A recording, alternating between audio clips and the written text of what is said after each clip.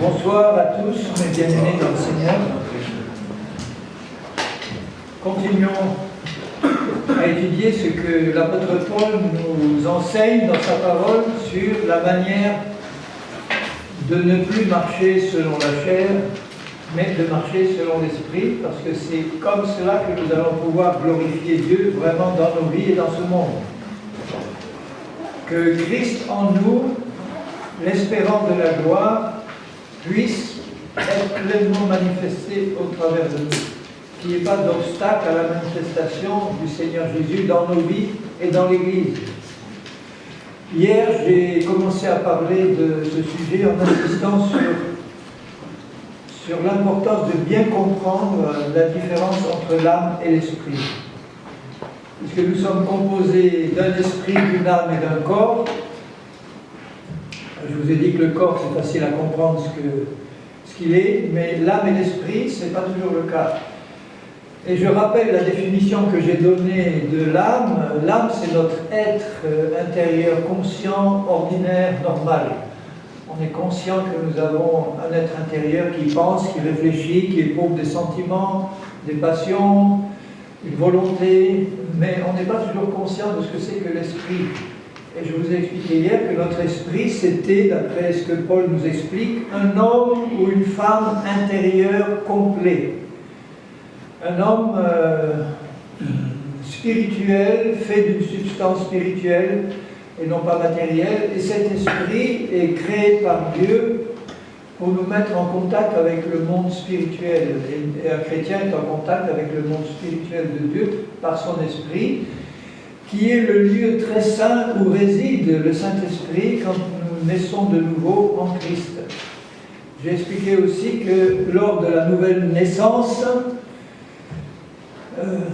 c'est-à-dire un acte souverain de Dieu que lui seul accomplit au moment où nous nous repentons de nos péchés, que nous arrivons pécheurs de nature en la présence du Seigneur, que nous entendons l'évangile de Christ, que nous sommes touchés par le Saint-Esprit dans notre cœur et que nous nous repentons de nos péchés.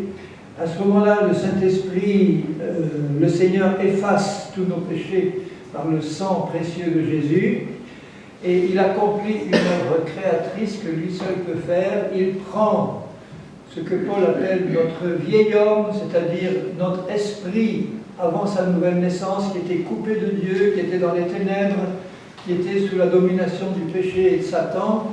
Il le fait mourir et il recrée immédiatement un esprit nouveau qu'il appelle l'homme nouveau en Christ, qui est justice de Dieu en Christ, qui est créé dans une justice et une sainteté parfaite que produit la vérité de Dieu en nous. Et nous devons bien comprendre donc que dans l'esprit, nous sommes, dès notre nouvelle création, dès notre conversion, dès notre nouvelle naissance, nous sommes recréés à l'image de Dieu, participant de la nature divine. Notre esprit est établi dans les cieux, assis dans les lieux célestes en Christ. Je vais vous lire 2 ou 3 passages où Paul donne une définition de cet esprit nouveau que nous sommes en Christ. Par exemple, dans 2 Corinthiens 5 et au verset 17, il dit ceci: si quelqu'un est en Christ, il est une nouvelle création. Et c'est notre esprit qui est une nouvelle création. Notre âme ne change pas le jour de notre conversion, ni notre corps. Il peut recevoir une bénédiction, mais il n'est pas fondamentalement changé. Tandis que notre esprit est recréé à neuf, il devient une nouvelle création. Les choses anciennes sont passées dans notre esprit, pas dans notre âme ni notre corps. Toutes choses sont devenues nouvelles dans notre esprit, et tout cela vient de Dieu. C'est lui qui est l'initiateur, qui nous a réconciliés avec lui par Christ. Et au verset 21, il dit: celui qui n'a pas connu le péché, il l'a fait devenir péché pour nous sur la croix, dans son corps, pas dans son esprit. Jésus n'est pas devenu péché dans son esprit, comme certains l'enseignent à tort. S'il était devenu péché dans son esprit, il serait mort spirituellement dans son esprit, et comme il est Dieu, il ne peut pas mourir spirituellement. Il ne peut pas mourir spirituellement, et c'est la raison pour laquelle il a dû s'incarner dans un corps de chair semblable au nôtre, parce que la seule partie de son être qui pouvait mourir, c'est son corps. Il a pris nos péchés dans son corps sur le bois, dit 1 Pierre 2, 24, afin que, étant morts au péché en lui, nous puissions vivre pour la justice, parce qu'il nous a recréés à son image, et nous devenons en lui, afin que nous devenions en lui justice même de Dieu, participant de sa nature, directement unis à Christ, un seul esprit avec lui, par notre nouvelle nature que nous recevons en lui. Un peu plus loin, dans Éphésiens, je vous l'ai lu hier, mais je le répète ce soir, Éphésiens 4 et au verset 24, il demande aux chrétiens de se revêtir, de laisser sortir cet homme nouveau que nous sommes à l'intérieur, et il le définit comme étant créé. Créé, ça veut dire qu'au moment de notre nouvelle naissance, il y a une nouvelle création qui se fait.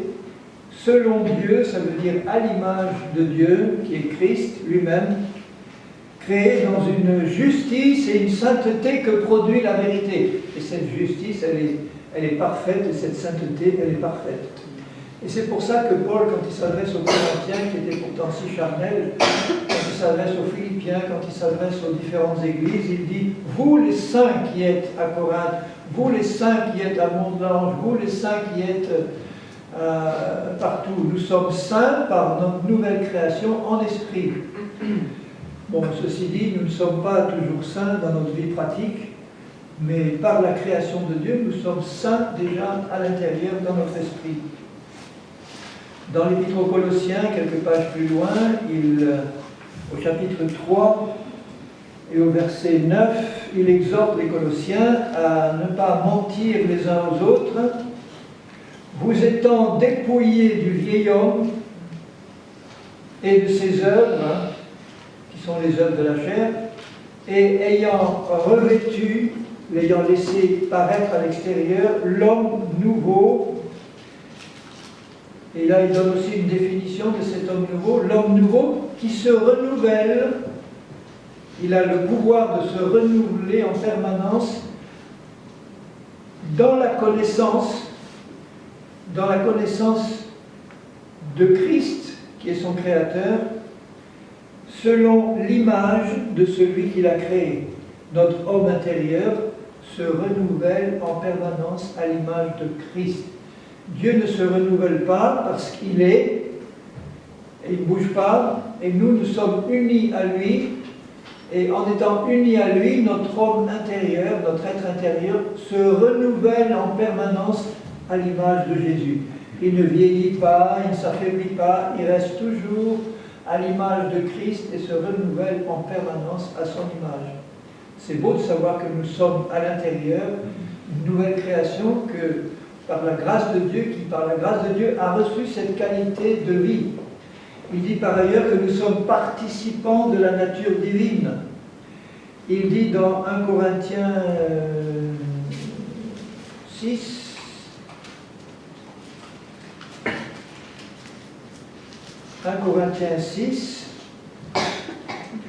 et au verset 17, celui qui s'attache au Seigneur est avec lui un seul esprit. Notre esprit régénéré est un seul esprit avec Christ, tout en étant deux, de même que le Père, le Fils et le Saint-Esprit, tout en étant trois, sont un seul Dieu.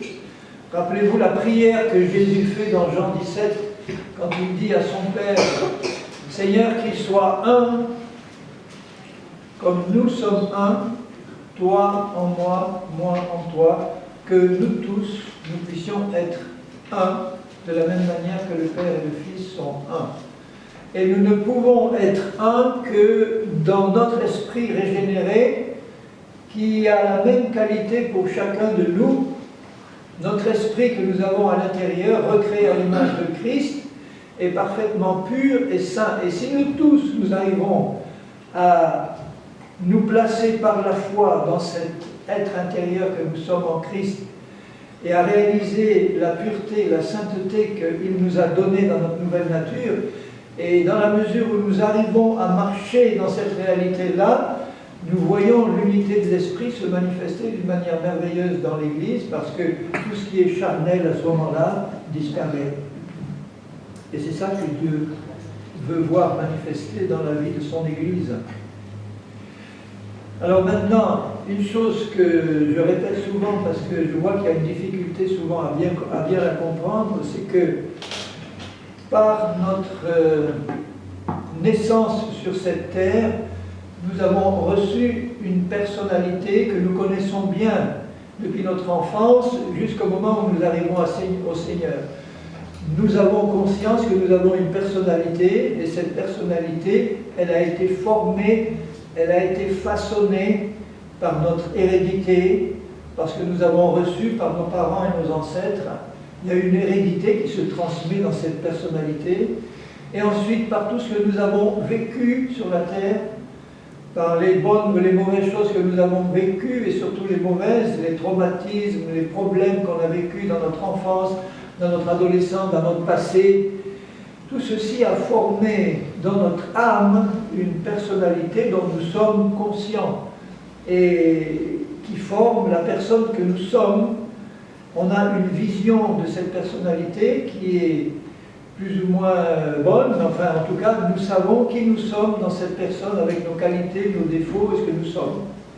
Et quand on arrive au Seigneur et qu'on reçoit dans notre esprit la nouvelle personne que nous sommes en Christ, on doit comprendre qu'il y a une grande différence entre la personne que nous sommes dans notre tête quand nous arrivons au Seigneur et la nouvelle personne que Dieu crée en nous dans notre esprit. C'est aussi différent que le jour et la nuit. Notre ancienne personne a été façonnée par le péché, elle est née dans le péché, elle a grandi dans le péché, elle a été contrôlée par Satan, par la chair, par le monde. Et voilà que maintenant nous arrivons au Seigneur et que le Seigneur nous dit dans sa parole, maintenant j'ai fait de toi une nouvelle personne. Et cette nouvelle personne, nous ne la connaissons pas quand nous arrivons au Seigneur.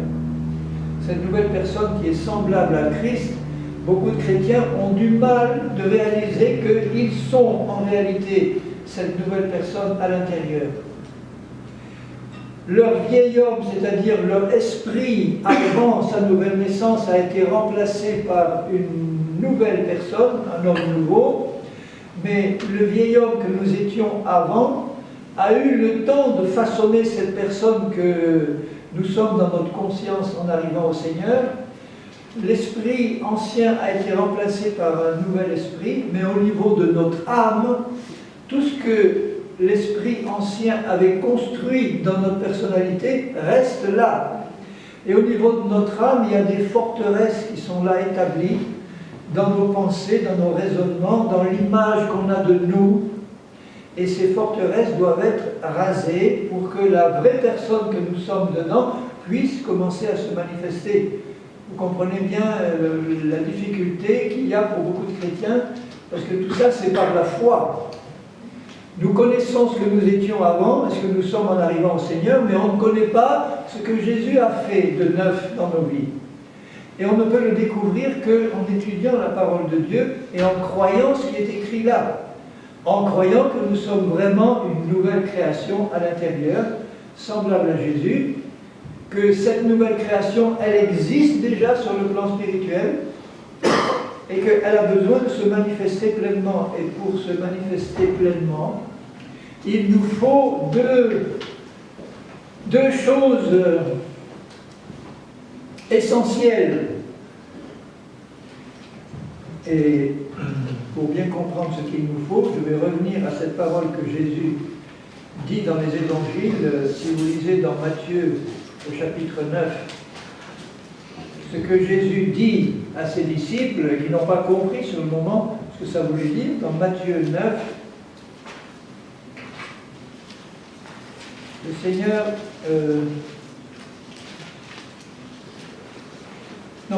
Luc 9, excusez-moi, Matthieu, Luc.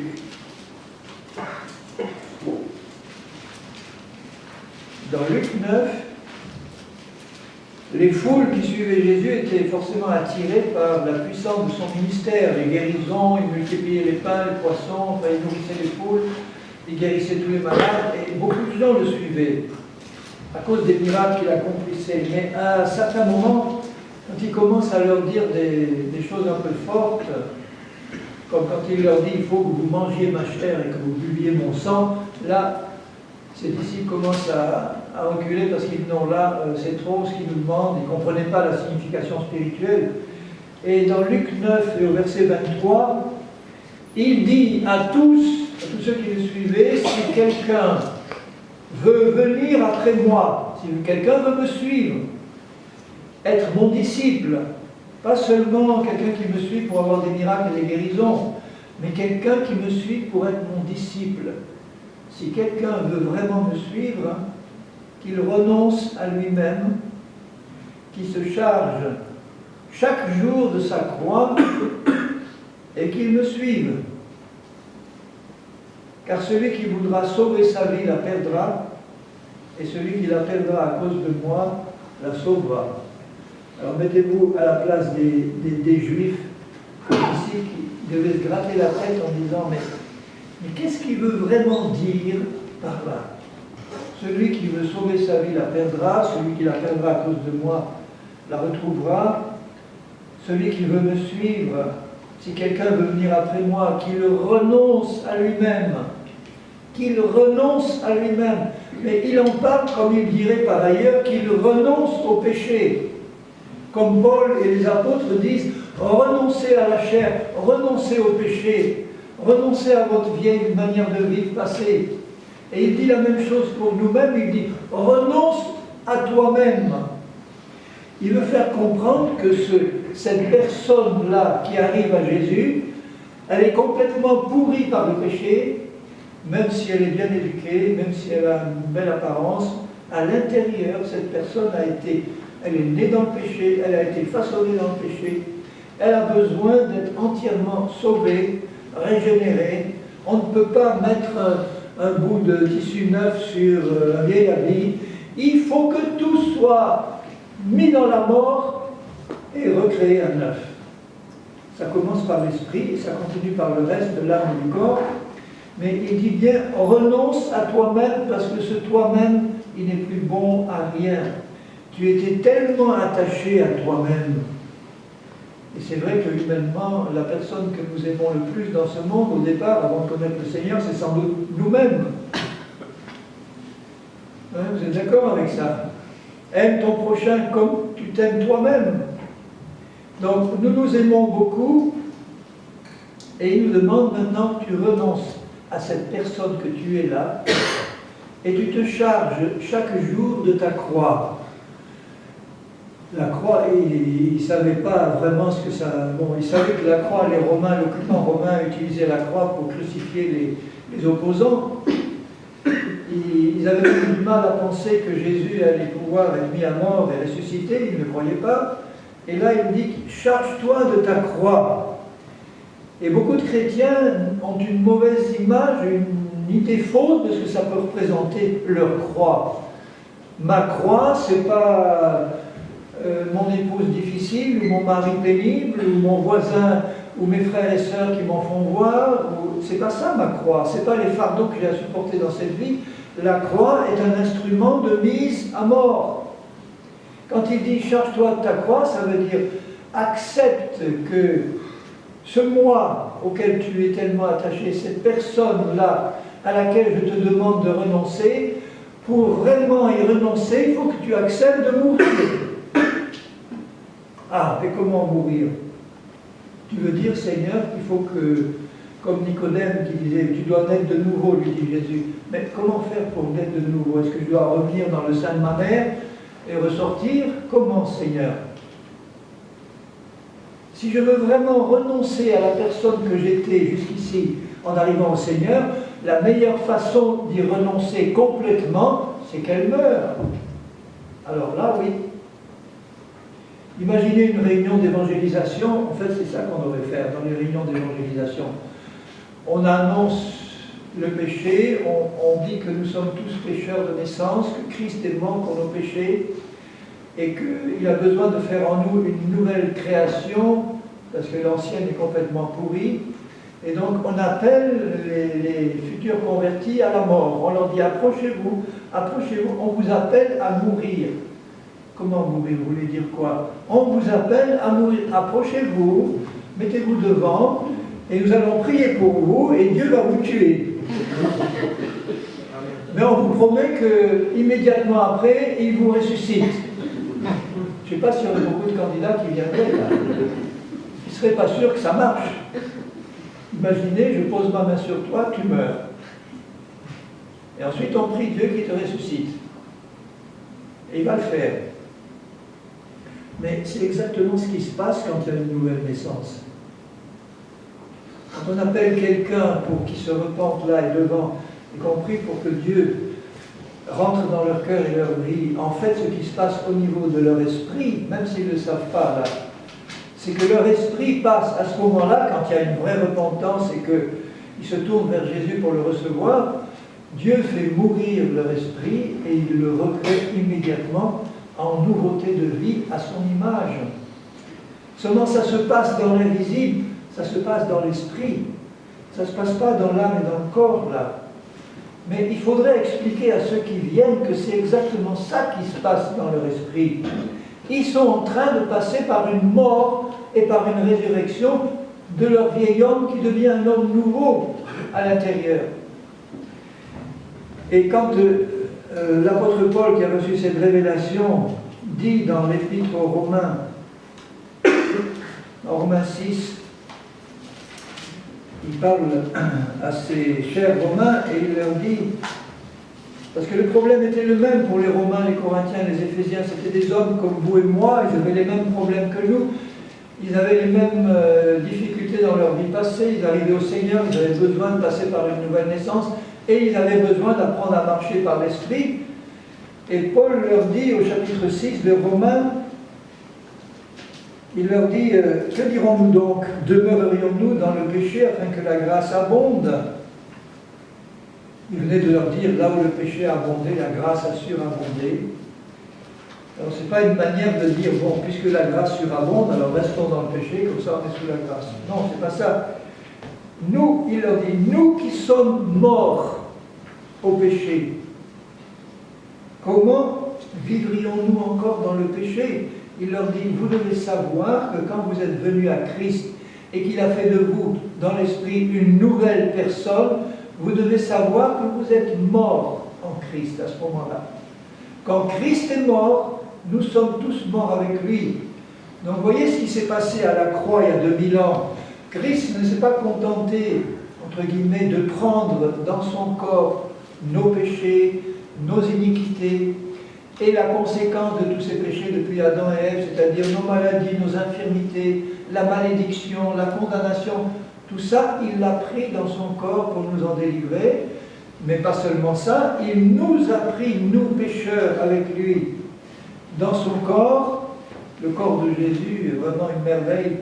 Dans son corps, il a pris tous les pécheurs du monde entier, il a pris nos péchés, nos iniquités, nos maladies, nos infirmités, et il les a entraînés dans sa mort. Et quand il a dit « Je remets mon esprit entre tes mains », son esprit pur est sorti, il est retourné auprès du Père, et sur la croix, pendant qu'il était là en train de souffrir, il s'est passé quelque chose que seul lui-même un jour pourra nous expliquer à quel point il a pu souffrir de ce qui s'est passé à ce moment-là.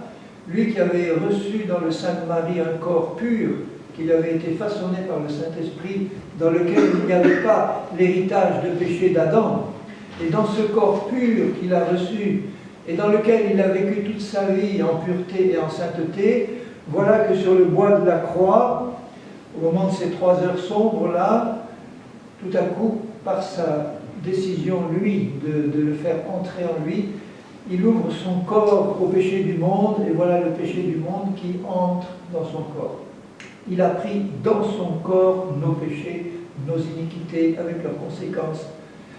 Et vous pouvez imaginer, essayer d'imaginer ce que peut représenter pour le Dieu saint, pur, qui ne peut même pas voir le péché, qui est saint et pur,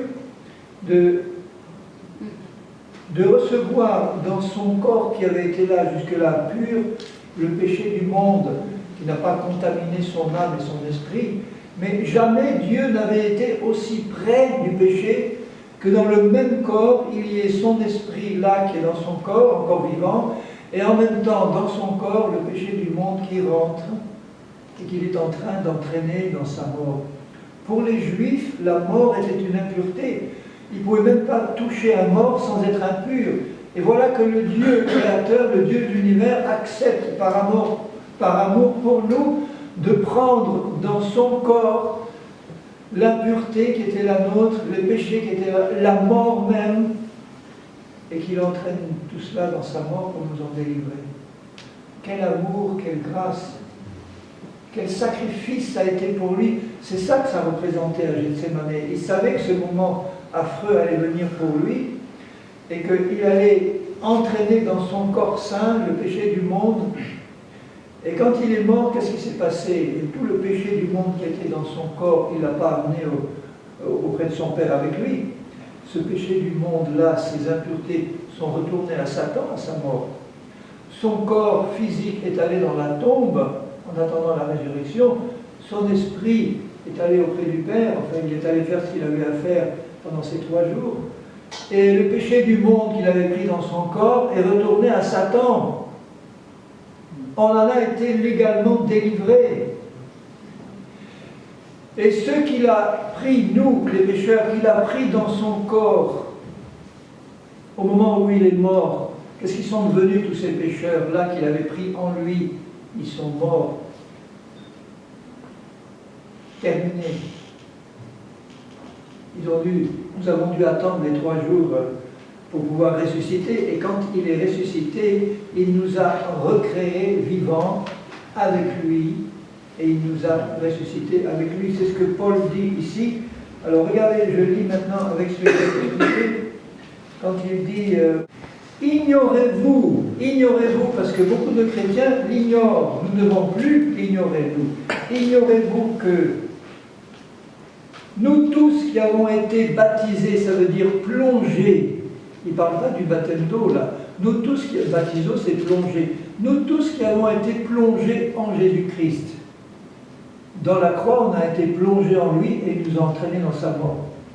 Ignorez-vous que c'est dans sa mort que nous avons été plongés pour mourir avec lui, de manière à ce que notre vieil homme pourri par le péché puisse mourir avec lui et disparaître de la circulation, pour que la nouvelle création puisse venir à sa résurrection.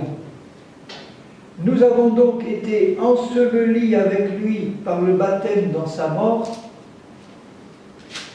afin que, comme Christ est ressuscité des morts par la gloire du Père, de même nous aussi, nous marchions en nouveauté de vie.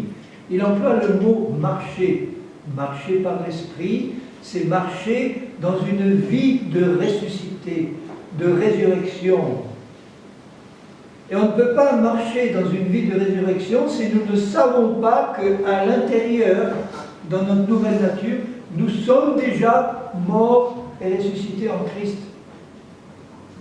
La croix, c'est là où ça s'est passé, cet instrument de mort.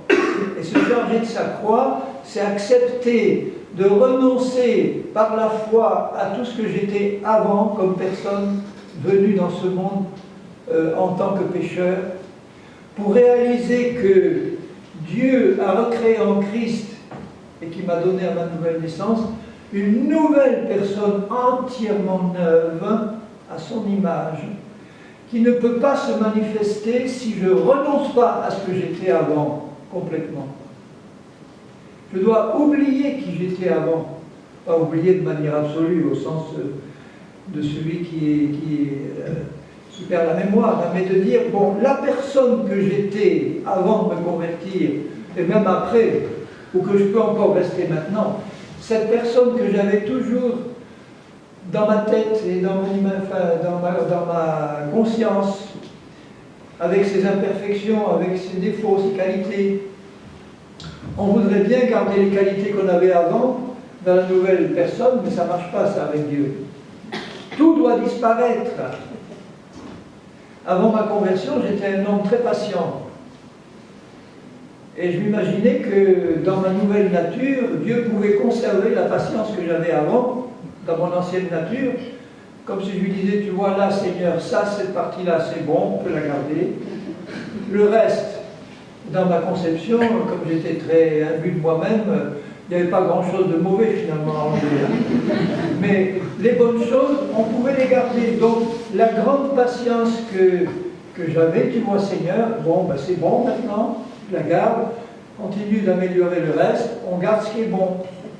Et il fallait que Dieu me fasse comprendre que cette patience-là était une patience humaine, d'une vieille nature, et qui ne pouvait pas subsister dans la nouvelle, qu'elle n'avait rien à voir avec la patience de Jésus, la patience infinie de Jésus, qui était celle que j'avais dans ma nouvelle nature. Mais il fallait que dans ma tête, je me débarrasse de l'homme patient que je croyais être jusque-là.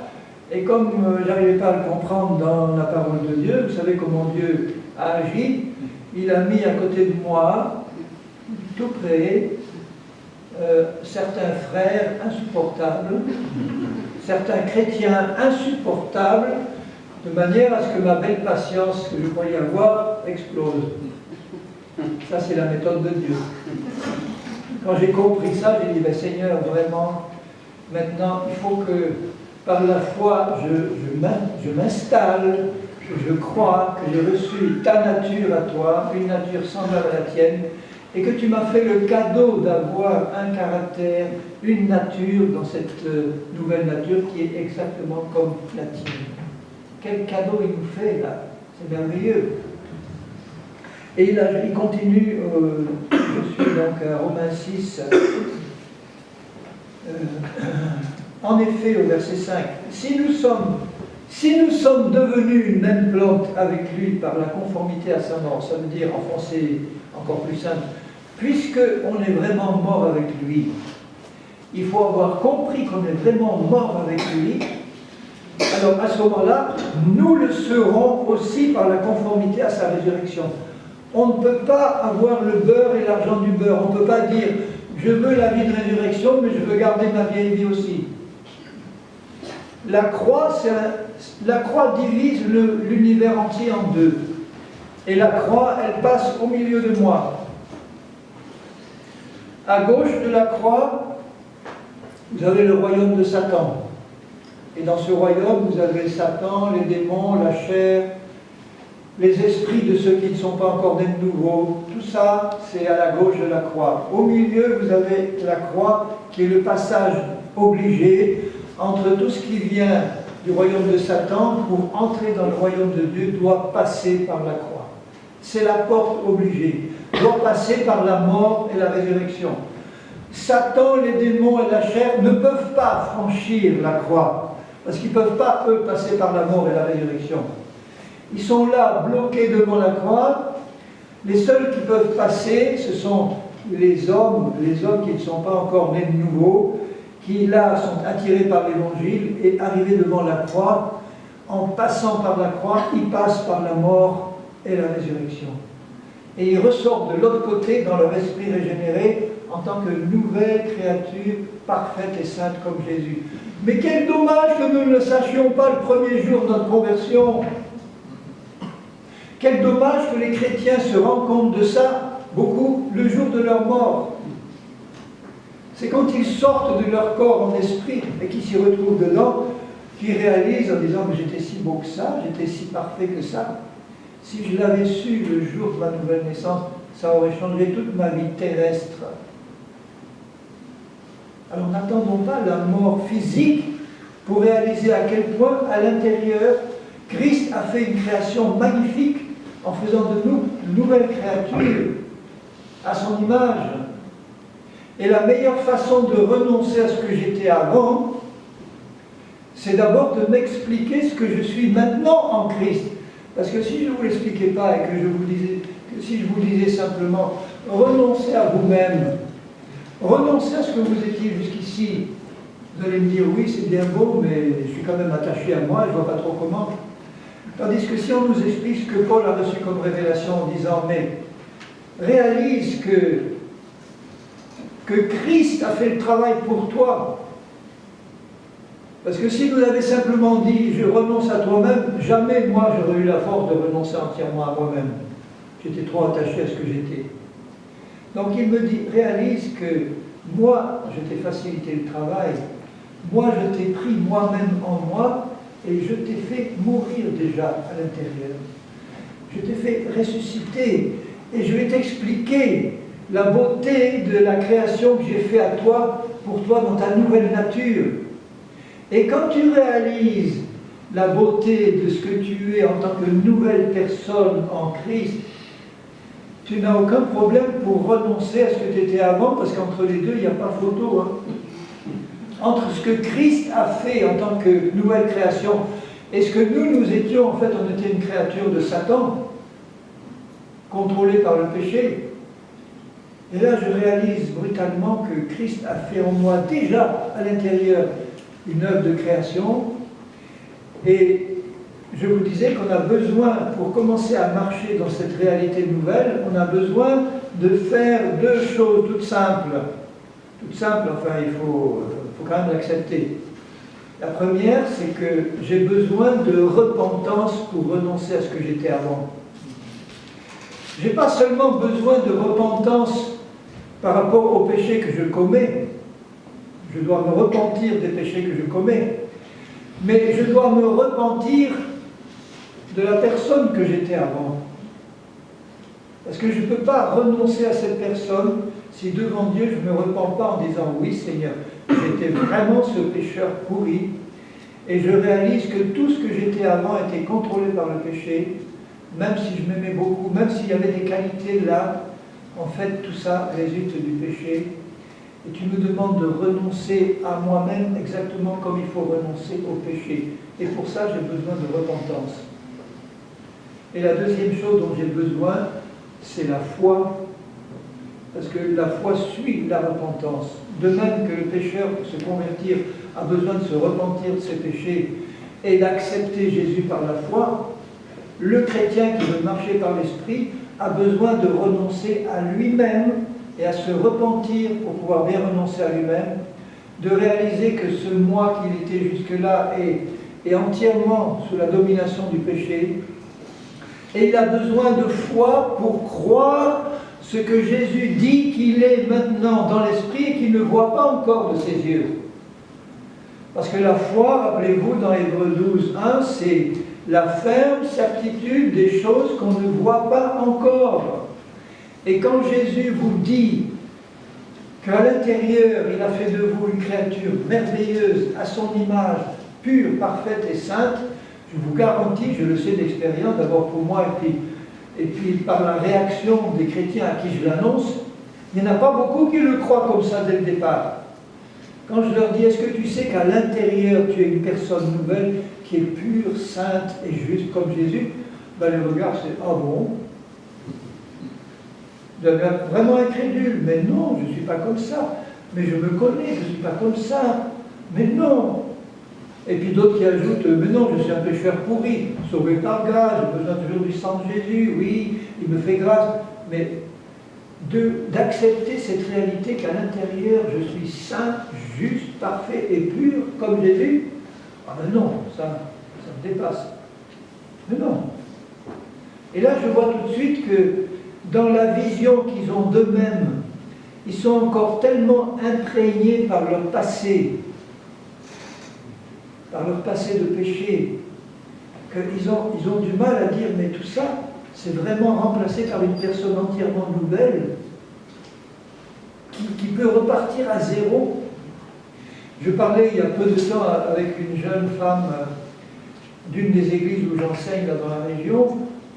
On était avec des amis, on était 4 ou 5, et cette jeune femme nous parlait donc elle est convertie depuis 7-8 ans, très bouillante pour le Seigneur, mais en même temps elle nous parlait de son passé, un passé difficile, c'est-à-dire une mère prostituée, un père qui l'avait abandonné à la naissance et qu'elle n'avait jamais connu, violée à 16 ans, une enfance difficile, enfin bref, rejetée par tout le monde, rejeté à l'école, rejeté dans la vie, bref, quelqu'un qui arrive là à Jésus dans un état pitoyable, et qui a quand même reçu le pardon de Dieu, et qui a reçu la vie de Christ, qui aime Jésus de tout son cœur, mais qui en même temps est toujours sous le poids de ce passé-là, dont manifestement elle n'arrivait pas à se débarrasser. Et quand elle m'en parlait, quand elle nous en parlait, je voyais qu'elle pleurait en nous racontant son passé, son lourd passé, de rejet par son père, par sa mère qui avait placé dans des nourrices qui la battaient, enfin bref. Et là, quand je voyais ses larmes et ce fardeau qu'elle avait dans son cœur, bon, j'ai laissé un peu de temps passer, et puis après, avec beaucoup d'amour, je lui ai dit, écoute ma soeur, je vais t'apprendre une bonne nouvelle. C'est que quand tu t'es converti à Christ il y a 7 ans, là, peut-être que tu ne l'as pas réalisé, et que je vois que tu ne l'as pas encore réalisé, mais quand tu t'es converti il y a 7 ans, Dieu a recréé en toi, il a recréé en toi une personne entièrement nouvelle qui n'a rien connu de ton passé humain. Cette personne nouvelle-là, son papa, c'est Dieu. Son papa, tu as changé de papa. Tu as eu un papa terrestre qui t'a abandonné, mais ton vrai papa spirituel maintenant, c'est Dieu. Tu es une fille de Dieu qu'il a créée à neuf. Et la nouvelle personne que tu es dedans n'a rien connu du passé terrestre que tu as connu dans ton âme et qui te pèse encore dans ton âme. Toutes les souffrances que tu as sont au niveau de ton âme, mais au niveau de ton esprit, il faut que tu saches que ton esprit, il est pur de tout ça. Ton esprit n'a pas été rejeté, il a été créé avec amour par Dieu. Un Père aimant t'a conçu là, en tant que nouvelle personne, et il t'a créé avec amour. Et il a fait de toi une nouvelle personne qui, dans cette nouvelle personne-là, n'a rien connu de ce passé pénible qui pèse encore dans ton âme. Et dans la mesure maintenant où tu vas réaliser la nouvelle personne que tu es et que tu la reçois par la foi et que tu t'y installes par la foi, tu verras que toutes les souffrances que tu peux encore ressentir dans ton âme, elles vont être guéries, elles vont partir parce que tu vas comprendre que ça concerne maintenant une personne qui, pour Dieu, est morte et enterrée. Que Dieu a fait de toi une nouvelle personne qui n'a pas vécu ces choses-là, et il veut donc que tu oublies, que tu renonces à toi-même, que tu saches que cette personne que tu étais jusque-là, Christ l'a fait mourir, mais réellement dans ton esprit. Parce que si tu mourais physiquement là maintenant, c'est ta nouvelle personne qui monterait là-haut et tu n'amènerais pas en haut tous les fardeaux que tu as eu de ton passé, heureusement. Tu y vas dans ta nouvelle nature et tu jouis pleinement là de la liberté que Dieu t'a donnée dans ta nouvelle nature. Elle écoutait ça parce que c'est une fille intelligente, elle a tout de suite pigé et j'ai vu un immense sourire venir sur son visage.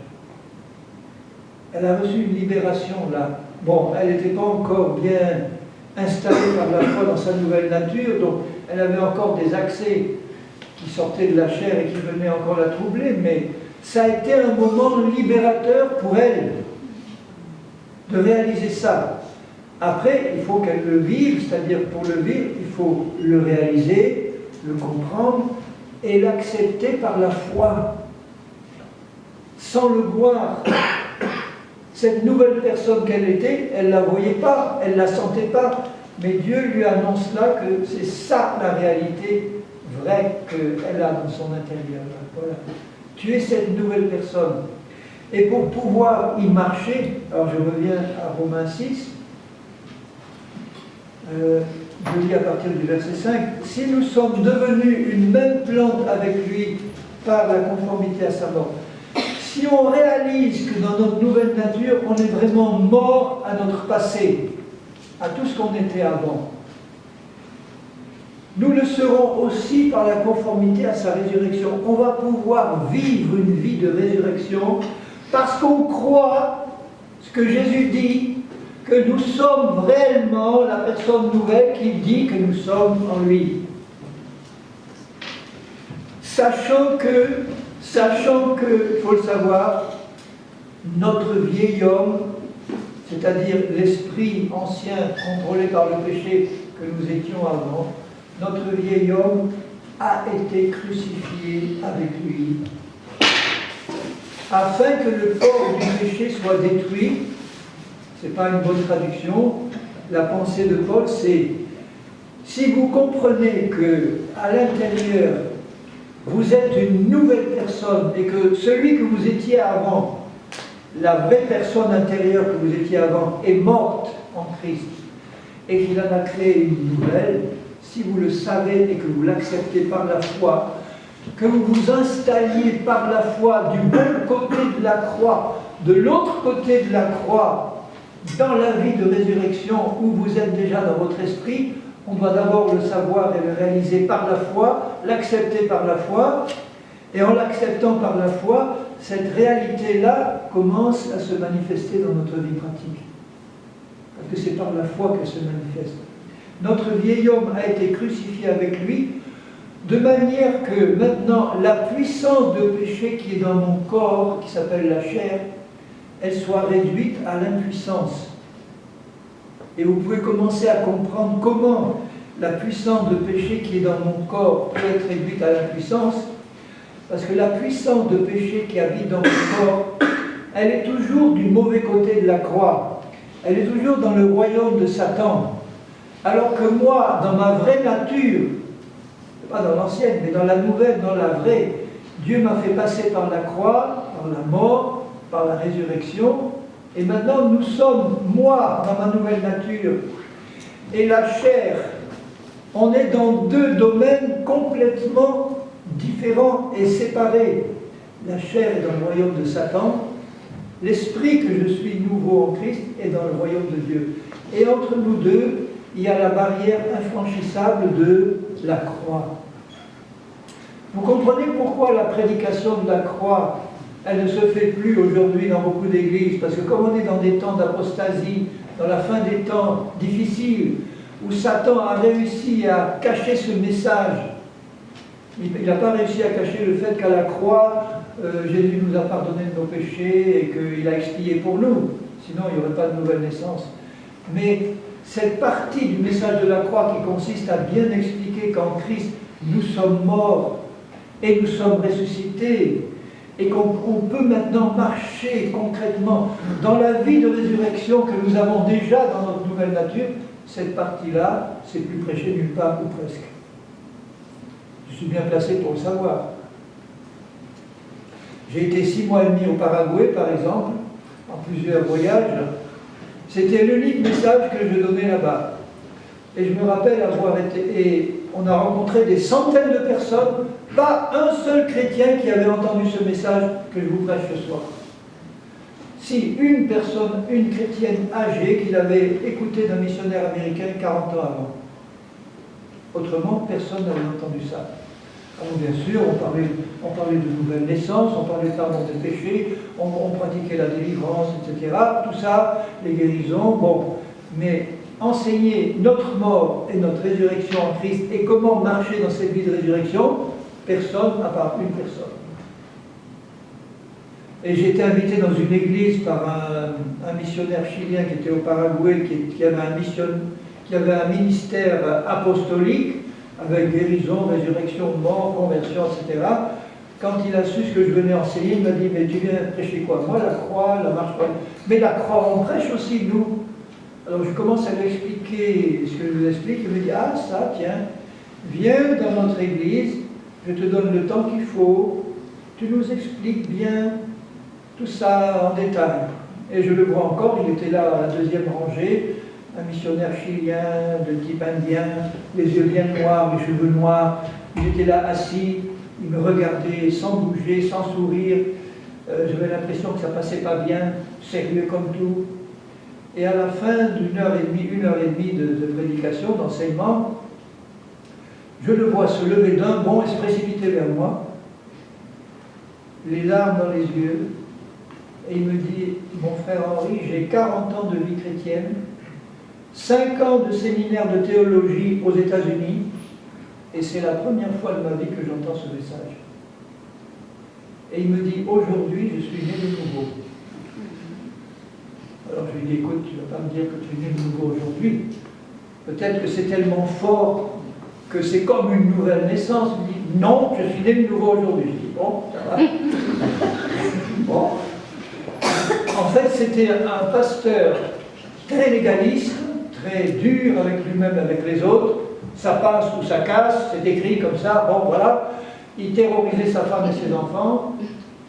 Quand ses enfants le voyaient arriver comme ça chez lui, il se précipitait dans le four à pain parce que ça allait barder à la maison. Bref, un caractère fort et dur. Et il a compris immédiatement, et du jour au lendemain, il a été transformé en agneau, au point que sa femme ne voulait plus la voir, elle voulait faire chambre à part, elle a dit, je ne te reconnais plus. Du jour au lendemain. Donc vous voyez qu'on peut commencer à marcher par l'esprit du jour au lendemain quand on a compris qu'on est dans la foi. Et quand elle a vu la qualité de l'homme nouveau qu'elle avait maintenant, elle a dit, ah bon, ben, ça change, je te reprends. Qu'est-ce qui t'a fait ton français, il lui dit. C'est pas ton français qui a fait quelque chose, il lui dit, c'est ma compréhension du message de Paul qui a bouleversé ma vie. Et son fils aîné qui avait 17 ans, qui prêchait déjà la parole, je l'ai vu devant la dernière réunion, devant tout le monde, en pleurant lui aussi, dire, ça m'a tellement ému, j'avais un père et maintenant j'ai un ami. Vous voyez à quel point l'homme intérieur, là, qui disait être né de nouveau sur le moment, a pu immédiatement commencer à sortir. Et quand il a vu l'importance de ce message, il a dit, maintenant, je réunis une équipe, ça c'est l'aspect apostolique qui est ressorti, je réunis une équipe, je vais quadriller tout le Paraguay, et vous savez que là-bas, il y a autrement plus de chrétiens en Amérique du Sud que chez nous. Dans la deuxième ville du Paraguay où nous étions, 350 000 habitants, 400 églises évangéliques. Combien d'habitants il y a à Mont-Blanc? Ça veut dire qu'il y aurait par exemple pour Mont-Blanc 6700, 8000, mettons, il y aurait 10 églises évangéliques vivantes. Rien qu'à Mont-Blanc. 10. Là-bas, 400. Et dans le pays, et dans le Brésil à côté, c'était encore plus.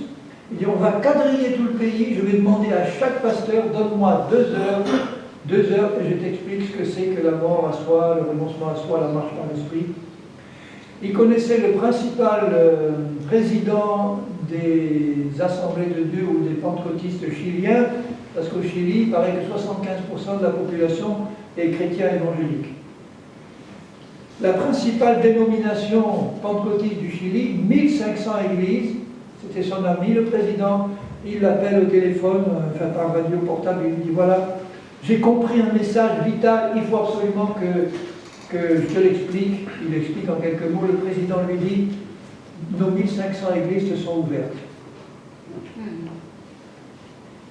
Et quand on était parti avec ma femme au Paraguay, on avait fait cette prière au Seigneur, Seigneur, donne-nous au moins un homme qui comprend. Parce qu'avec un homme, tu peux changer un pays. Et voilà pourquoi j'ai tant sur mon cœur le désir de faire des séminaires avec des pasteurs, parce qu'une fois qu'un pasteur a compris, il peut l'expliquer à 100 personnes, à 200, à son église. Et c'est dur de réunir des pasteurs pour faire des séminaires de pasteurs. Je vous garantis que c'est dur. Pas ici, puisque ici je suis invité, hein, mais bon. Et parce que c'est un message, frères et sœurs, tellement vital pour l'Église de Christ dans ces derniers temps, que ça devait être un message qui doit être répété et répété tant que tous n'ont pas compris. J'étais dans un groupe pendant 1 an, j'ai expliqué ça moins bien que maintenant parce que je n'avais pas aussi bien compris, mais quand même, il y en a qui ont compris tout de suite, d'autres qui ont mis 1 an à comprendre. Parce qu'il fallait décaper toutes les couches les forteresses de raisonnement, de faux enseignements qui s'étaient accumulés là, et il fallait y aller au marteau-piqueur pour décaper tout ça, en répétant la vérité, jusqu'à ce qu'au bout d'1 an, je vois un frère jaillir de sa chaise et qui dit « Ça y est, j'ai capté !» Ben, merci Seigneur pour celui qui a capté 1 an après, parce qu'une fois que tu as capté le message, que tu as compris, que tu as cru, tu peux commencer à le vivre. Alors là, ce que Paul explique, c'est qu'au verset 6, notre vieil homme, c'est-à-dire nous, ce que nous étions, nous avons été crucifiés avec Christ pour que la puissance de péché qui habite dans notre corps soit réduite à l'impuissance, pourvu que je m'installe par la foi dans ma nouvelle nature, que je ne connais pas encore, mais que j'accepte par la foi, et que je crois que je suis celui que Jésus dit que je suis dans ma nouvelle nature. Pour que nous ne soyons plus esclaves du péché, donc chair égale péché, la puissance, la chair qui habite dans mon corps, c'est une puissance de péché et de mort. Et pour que je ne sois plus esclave de cette puissance, il faut que je comprenne que je suis mort à cette puissance-là. Je suis vraiment mort et ressuscité. Je suis passé de l'autre côté. Car celui qui est mort est libre du péché. Et quand j'ai compris que j'étais mort au péché, mort à la chair, mort à Satan, mort aux démons, mort au monde, mort à tout ce royaume de Satan duquel Christ m'a arraché pour me transporter dans le royaume du Fils de son amour, puisque je suis maintenant assis en Christ dans les lieux célestes, à partir de cette position-là, quand j'ai reçu ça par la foi, je peux commencer à apprendre à le pratiquer.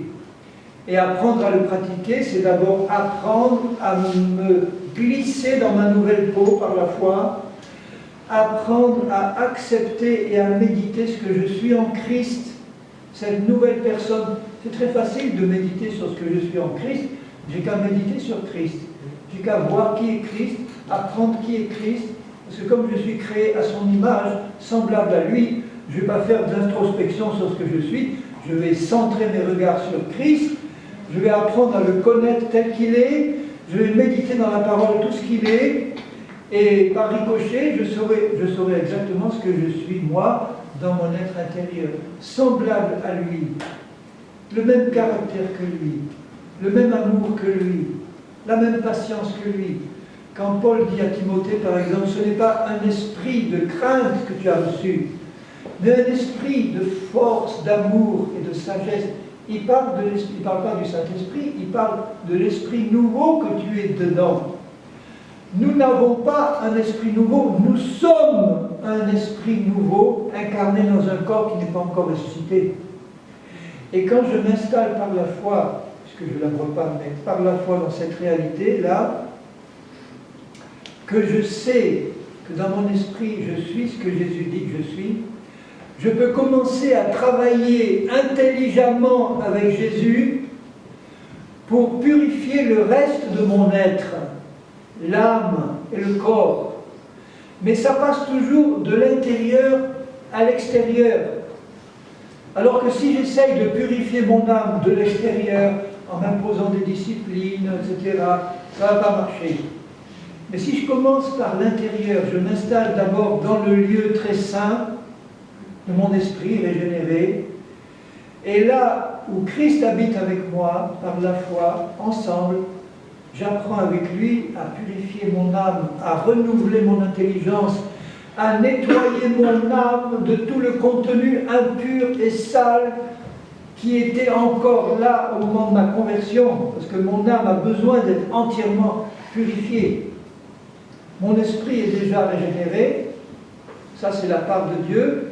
Ma part à moi avec Dieu maintenant, c'est de travailler intelligemment à renouveler mon âme, à nettoyer mon âme, à raser les forteresses que le vieil homme et Satan avaient construites dans mon âme, dans mes raisonnements, dans mes pensées, dans mes sentiments, pour purifier mon âme de toutes ces choses, afin que ce que je suis dans l'esprit puisse, au travers de mon âme, passer dans mon corps, dans mon comportement et dans ma vie de tous les jours. Sinon, ça va rester enfermé à l'intérieur. Et cette purification de notre âme et de notre corps, j'en parlerai aussi dans les soirées qui suivent, mais déjà, j'espère avoir clairement expliqué le cœur du sujet, c'est-à-dire qu'est-ce que c'est qu'une vraie nouvelle naissance? C'est une mort et une résurrection. Nous sommes des morts ressuscités déjà. Nous sommes des morts vivants sur cette terre. Il vaut mieux être un mort vivant qu'un vivant mort. Parce que le vivant mort, c'est le chrétien qui est né de nouveau, mais qui continue à se comporter à l'extérieur comme un mort, comme un pécheur. Et le mort vivant, c'est celui qui sait qu'à l'intérieur il est mort et ressuscité, et il peut se comporter comme le vivant qu'il est maintenant en Christ. Nous sommes des extraterrestres en mission sur la terre. Amen. On est du ciel, on n'est plus de la terre. Et malheureusement, tout ce qui est de la chair et de Satan, tout ça c'est de la terre, c'est terrestre, c'est charnel, c'est diabolique. Il faut que ça disparaisse de nos vies. Alors en terminant, je vais vous lire juste ce qu'il dit aux Éphésiens. Et vous voyez à quel point la transformation doit être radicale. Dans Éphésiens, par exemple Éphésiens 4, il dit au verset 30, Éphésiens 4, 30, n'attristez pas le Saint-Esprit de Dieu. Comment est-ce que je peux l'attrister? En péchant et en marchant selon la chair. Là, je marche contrôlé par une puissance qui est entièrement étrangère à Dieu et à ma vraie nature. N'attristez pas le Saint-Esprit de Dieu par lequel vous avez été scellés dans mon esprit. On est scellés par le Saint-Esprit pour le jour de la rédemption. Et il dit, regardez, que toute amertume, toute animosité, toute colère, toute clameur, toute calomnie, toute espèce de méchanceté, tout ce qui est mauvais aux yeux de Dieu, disparaissent du milieu de vous. Ça doit être radical.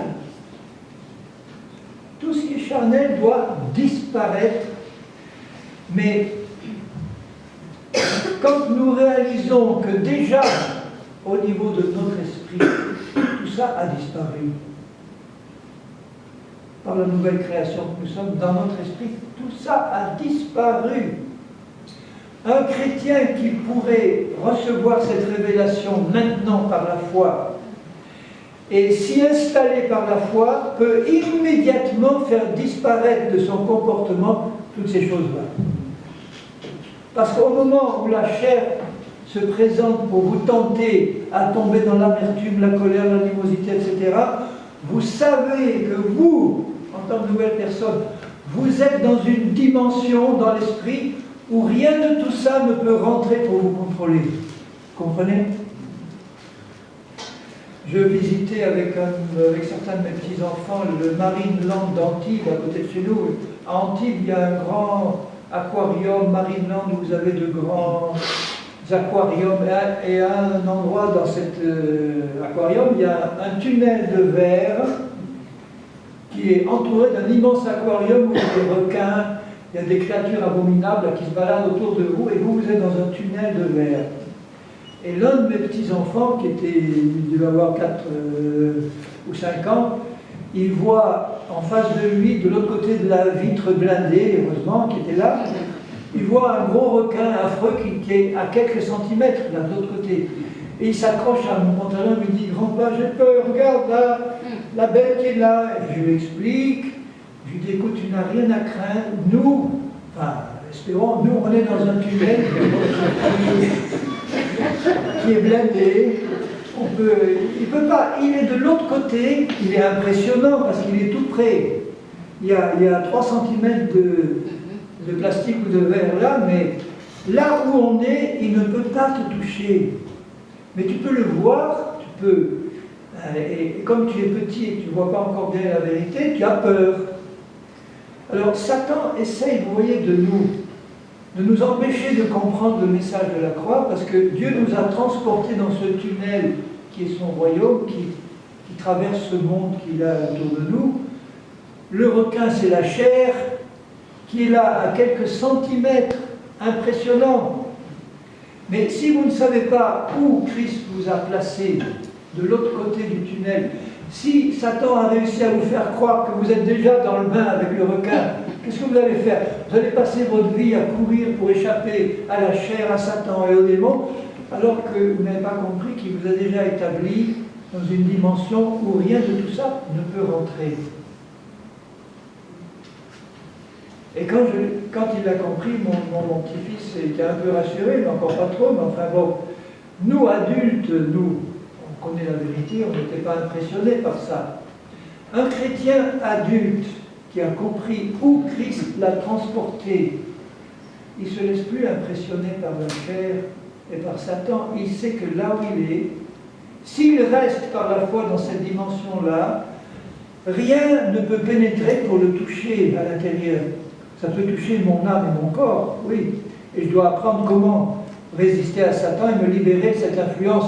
On verra ça dans les soirs suivants. Comment travailler maintenant au niveau de mon âme et de mon corps pour que la vie de résurrection que j'ai dans l'esprit puisse se répandre pleinement dans mon âme et dans mon corps pour que je puisse pleinement marcher comme Dieu veut que je marche sur cette terre, c'est-à-dire comme Jésus a marché.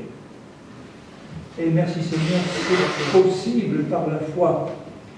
Rien d'impossible à Dieu, et tout est possible à celui qui croit. Et qui nous donne, qu'est-ce qui nous donne la foi? C'est Dieu. C'est lui qui nous a donné une mesure de foi pour nous permettre de croire à tout ce qu'il dit. Utilisons cette mesure de foi qu'il nous a donnée, d'abord pour la développer, et ensuite pour ne croire que à la vérité de sa parole. Si on utilise notre foi pour croire à des mensonges de l'ennemi, notre belle foi va être gâchée, et c'est ce que nous croyons qui va se réaliser, alors que les bénédictions que Dieu nous a acquises en Christ, elles sont là disponibles. Il suffit que nous le croyons, que nous en parlions par la foi pour qu'on les voit se passer dans nos vies. Alors Seigneur, je veux vraiment te bénir pour ta parole. Je veux vraiment te bénir et nous te bénissons ensemble pour ce que toi tu as accompli. Une œuvre unique, Seigneur. Sur la croix, tu as accompli une œuvre unique. Et tu as bien dit, tout est accompli. Voilà, tu as tout accompli par un seul acte de justice. Tu nous as sanctifiés, tu nous as amenés à la perfection, tu nous as pardonnés, tu nous as donné une nouvelle vie en toi. Et maintenant que nous avons reçu cette nouvelle nature, cette nouvelle vie, tu veux nous apprendre, tu veux nous instruire comment marcher concrètement dans cette réalité-là. Tu veux qu'on puisse voir Christ manifesté au milieu de nous dans ton Église. Tu veux que toutes ces choses de la chair, ces animosités, ces amertumes, ces colères, ces disputes disparaissent, Seigneur, de milieu de nous. Et c'est possible maintenant quand nous savons comment marcher dans cette réalité-là. Seigneur, sois béni parce que tu vas arriver à tes fins. Ton épouse que tu vas enlever, Seigneur, va être enlevée sans ride, ni tache, ni rien de semblable. Et ce sera ton œuvre pour ta gloire. Et nous allons un jour jeter nos couronnes à tes pieds, Seigneur, et te rendre gloire pour l'éternité, contempler la marque des clous dans tes mains et dans tes pieds, ton côté percé, te dire à toi seul la gloire, Jésus-Christ. À toi seul la gloire, parce que c'est toi qui as rendu ces choses possibles. Et tu l'as acquis pour nous, tes enfants. Et je te prie pour que nous tous qui t'écoutons, nous puissions, Seigneur, avoir notre intelligence spirituelle constamment renouvelée par ton esprit et ta parole, pour qu'on puisse avoir une claire vision de ces choses, qu'on puisse croire pleinement à la vérité, sans aucun mélange d'erreurs et de mensonges, et que nous puissions enfin te réjouir pleinement, Seigneur. Et vivre et produire tes œuvres, celles de Jésus sur cette terre. Alors Seigneur, merci pour ta bénédiction sur cette Église, sur tous ceux qui sont là. Seigneur, fais fructifier ta parole et confirme-la dans nos vies. Au nom de Jésus, nous t'en remercions, Seigneur. Amen. Amen. Alors j'ai aussi l'intention, je vous le dis d'avance, pour nous y préparer et prier pour ça, que dans les dernières soirées, peut-être vendredi ou samedi, vendredi peut-être, je passerai un moment pour prier pour les malades. J'ai à cœur de le faire et je vous demande de préparer ça dans la prière, qu'on puisse, alors comment ça va se faire, Dieu conduira, mais qu'on puisse passer un moment pour que Dieu puisse confirmer sa parole par des guérisons. J'ai confiance qu'il va le faire. Donc je pense qu'on le fera vendredi soir. À moins que Dieu conduise pour que ce soit autrement, mais j'ai à cœur de le faire vendredi soir, et je vous demande instamment de préparer ça dans la prière. Que Dieu veut glorifier son nom au milieu de nous. Que Dieu vous bénisse, vous donne une bonne nuit de repos. Je vous serre tous dans mes bras. Je vous souhaite une bonne nuit et à demain.